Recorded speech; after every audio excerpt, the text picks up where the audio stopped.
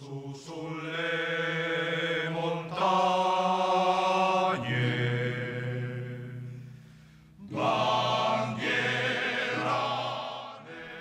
this photo is of Benito Mussolini leaving his hotel in Rome in October 1922 to go and see the king to form his first government. One of the illusions people have about fascism is that it was a party with a huge amount of support, but nothing really could be further from the truth. When Mussolini went to see the king that day, his party had just 35 MPs out of a total of 535 MPs in Parliament, yet 479 parliamentarians had voted to give him power. Now, the reason this happened is because fascism, the fascist party, represented something that the parliamentarians wanted.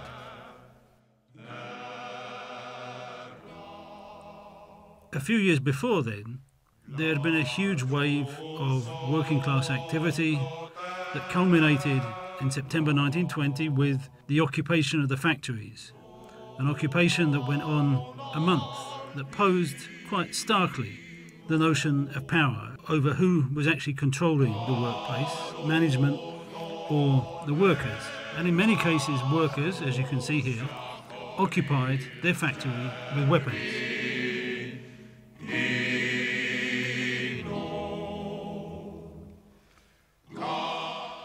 Or here in Genoa, in a shipyard, they've renamed this ship the good ship Lenin.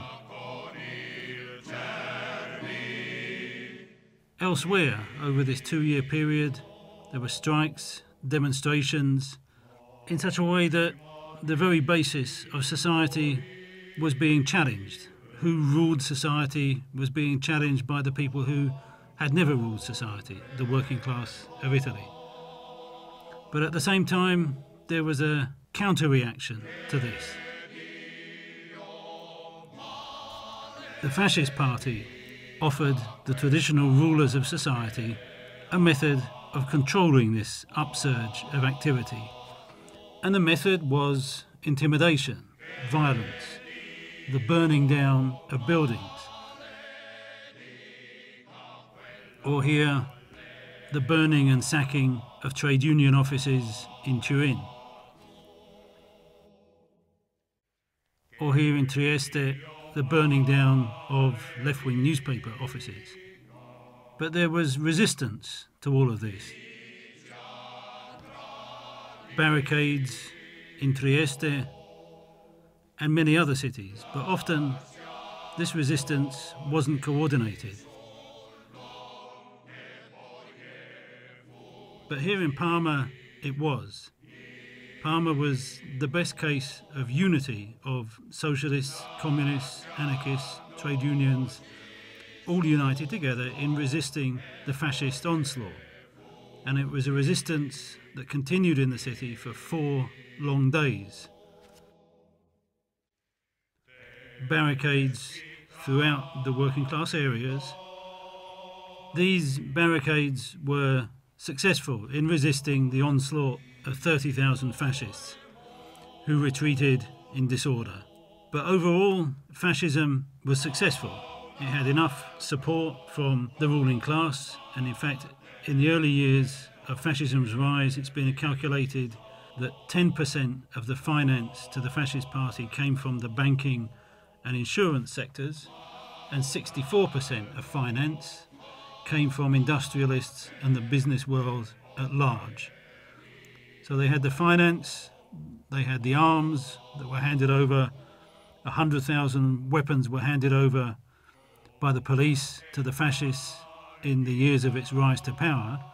So in October 1922, fascism took power and slowly started to construct a dictatorship.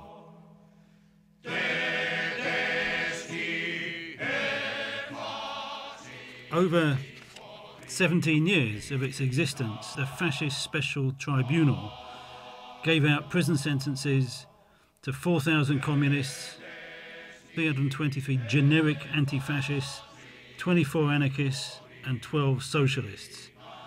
It inflicted a total of 28,196 years of imprisonment against anti-fascists, not for obviously murder or theft or rape, but for thought crime, for anti-fascism. So a whole generation of anti-fascists faced repression, imprisonment or exile. This is Guido Pacelli, the hero of the resistance in Parma, in a police picture.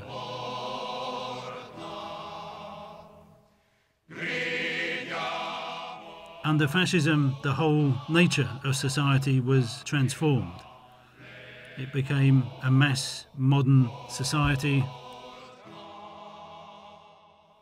Factories were militarized, workers were indoctrinated,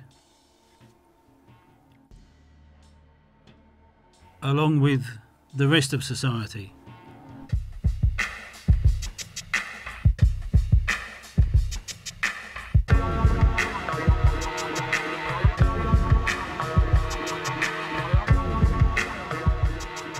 But over time, Mussolini, as any dictator, grew out of contact with reality. He formed a very close alliance with Hitler, and one of his most fundamental mistakes was to declare war with Hitler in June 1940, with a military system that was completely unprepared for total war, an army that really didn't have the resources to fight other major European powers. And in a couple of years it became clear that Italy was destined to lose the war. And this really came home when Allied bombardments began to rain down on Italian cities.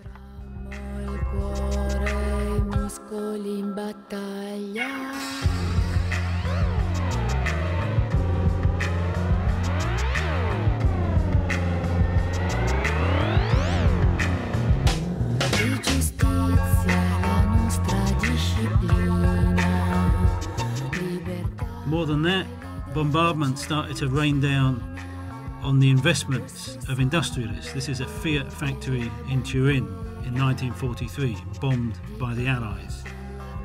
The people who had financed fascism could literally see their investments going up in smoke, both the investments of their own factories and the political investment they'd made in fascism.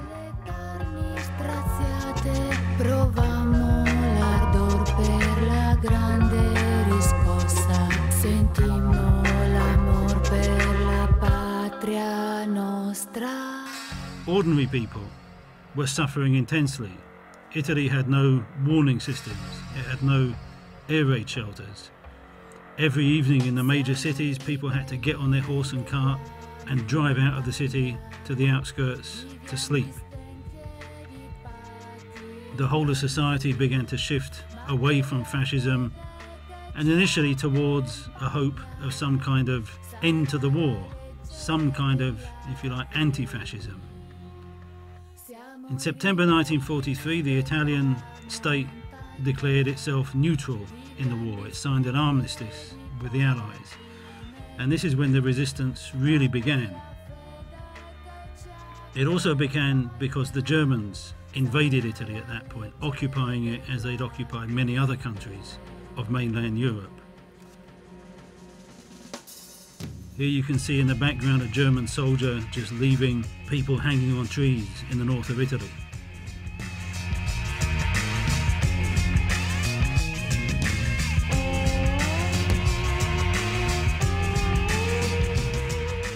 It's from here that the resistance really begins, and it's a movement that involves large numbers of people.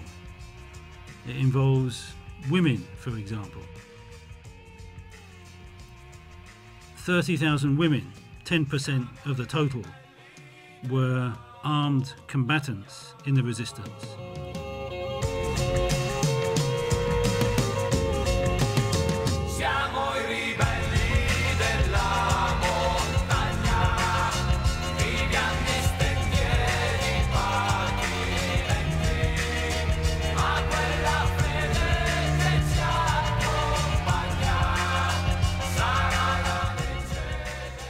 Even priests were involved. Here you can see Don Sisto Bigiani handling a bazooka, wondering whether perhaps to bless the blowback end or the business end of the bazooka.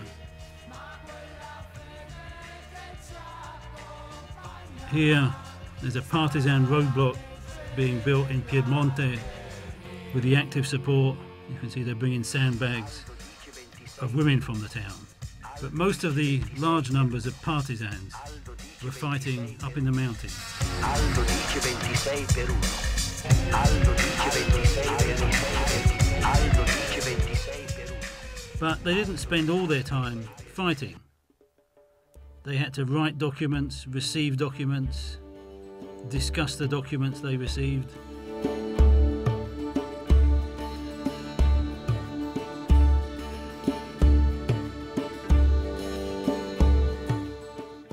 And debate documents. This was a new society that was on the verge of creation, so new ideas were being intensely debated and written about. Dal campo verso il fiume e scesero dal monte, lo zaino sulle spalle, dovevan far saltare il ponte a Serravalle. Euriolo era un fornaio e Niso uno studente. But it was a guerrilla army that was fighting an enemy that it could see, but often the Germans and the fascists could never predict where the next attack was going to come from. And they couldn't see partisans in cities, they couldn't understand who partisans were, who the anti-fascists were, and this caused even more demoralisation amongst the fascists. The partisans had help from the Allies. Here you can see two partisans lighting a fire that's guiding in an Allied airplane coming in with a supply drop.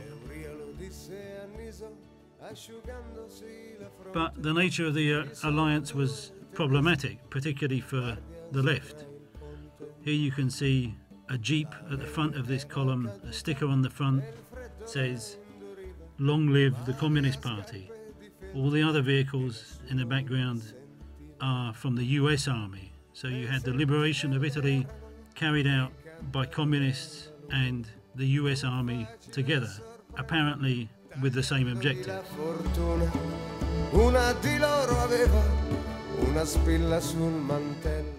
But one of the important facts that's remained important for decades is that Italians liberated themselves. Here we can see partisans in Florence liberating their city, which took them 3 weeks of bitter street fighting. Even before liberation, many workers in the big industrial cities of the north were taking part in strike action.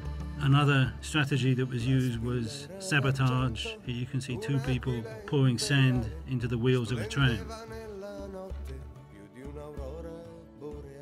And if they were caught, partisans would suffer. Most common, they would suffer death in the end, but before death was torture. These are 2 partisans being tortured in Milan. Euriolo fu bloccato in mezzo a una radura. Niso stava nascosto, coperto di paura. But despite these difficulties, the resistance was successful. The order came through in April 1945 for all the forces in the mountains to concentrate all their men and women and to move down from the mountains into the cities. This is a lorry arriving in Reggio Emilia in April 1945 with the city just being free.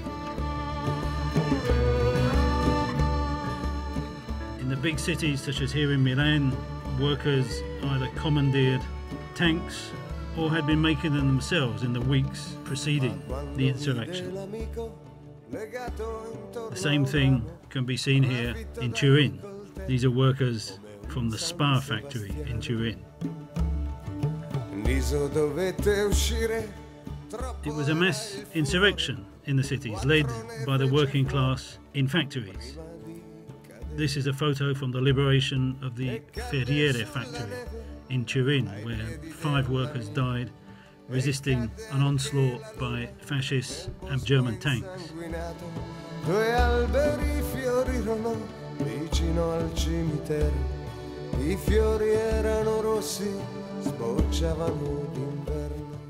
At the same time, in the very same days, fascist leaders tried to escape from Milan to Switzerland.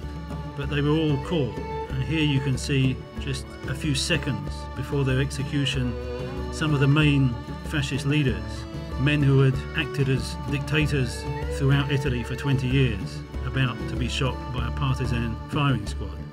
A few miles away, Mussolini had been caught, and he also was shot by partisans and then taken down to Milan. You can see him here hanging up to the left of his mistress, Claretta Petacci.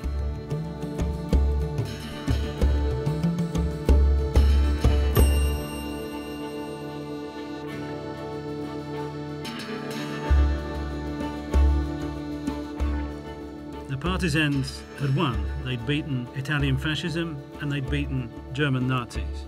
People started to go home.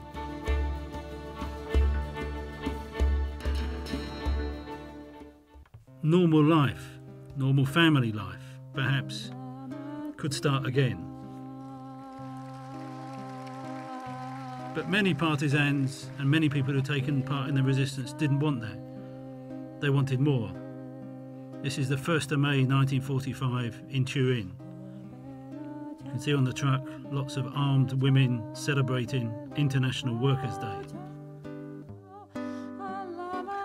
This photo shows an armed group of workers, the partisan group, in the giant Mirafiori factory in Turin.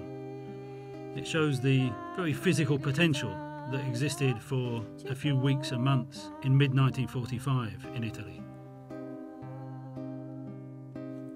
Over the next few years, there was mass participation in politics, a huge demand for radical change. This is a mass meeting in Milan in 1946.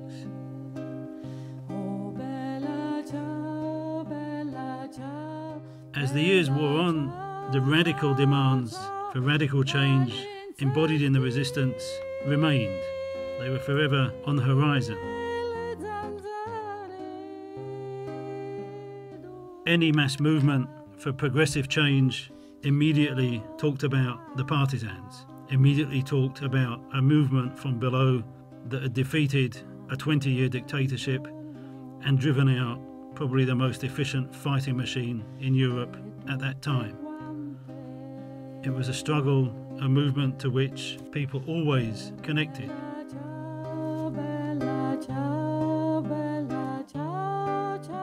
And the flame is alive today.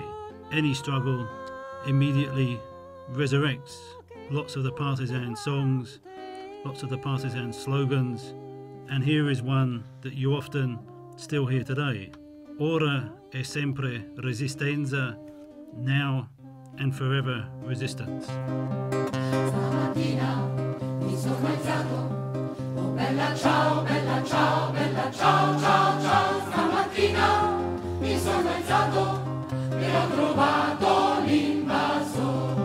Oh partigiano, portami via, oh bella ciao, bella ciao, bella ciao, ciao, ciao. Partigiano, portami via, che mi sento di morire. E se io muoio da partigiano, oh bella ciao, bella ciao, bella ciao, ciao, ciao. E se io muoio da partigiano, tu mi devi seppellire.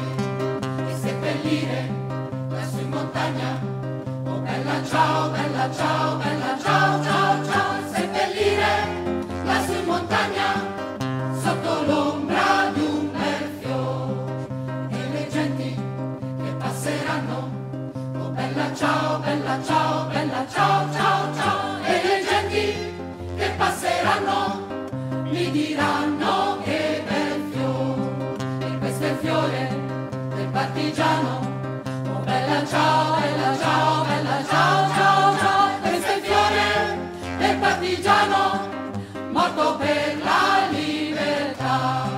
E questo è il fiore del partigiano,